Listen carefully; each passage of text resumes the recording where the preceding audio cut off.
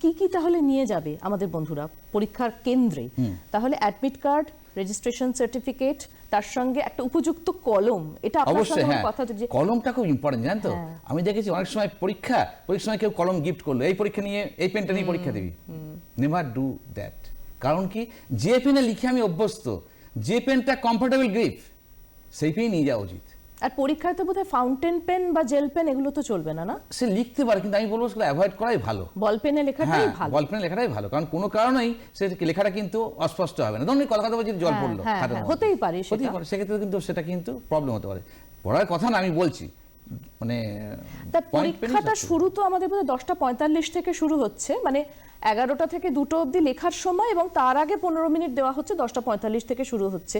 তার কতক্ষণ আগে হলে পৌঁছে যাওয়াটা মানে ঠিকঠাক সময় বলে আপনার মনে হয়? অ্যাডমিট কার্ড যেটা দিয়ে দিচ্ছে ওরা পেয়ে যাবে। অ্যাডমিট কার্ডে সম্পূর্ণ সব লেখা আছে কখন ঢুকতে পারবে। আচ্ছা, প্রথম দিন একটু হয়, কিন্তু অন্যান্য দিন পরীক্ষা শুরু 15 মিনিট আগে সে ঢুকবে। পরিষ্কার ইনস্ট্রাকশন দেওয়া আছে।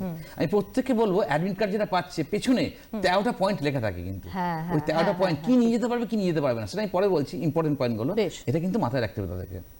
আর এখন কিন্তু নেগেটিভ মাইন্ডেড বন্ধুদেরকে অ্যাভয়েড করতে হবে। যার সঙ্গে কথা বলে মনটা ভালো হয় তার সঙ্গে কথা বলুন। কেউ কথা বললে, এমন কিছু কথা বললো মনটা খারাপ হয়ে গেল, পড়াশোনায় কিন্তু হ্যাম্পার হবে। মানসিক প্রস্তুতির মধ্যে এটাও পড়ে। হোয়াটসঅ্যাপ, ফেসবুক একদম না, এখন কিন্তু পুরো আইসোলেটেড। মনে রাখতে হবে, আমি এখন টোটালি আইসোলেটেড ফ্রম মানে সোশ্যাল মিডিয়া এখন।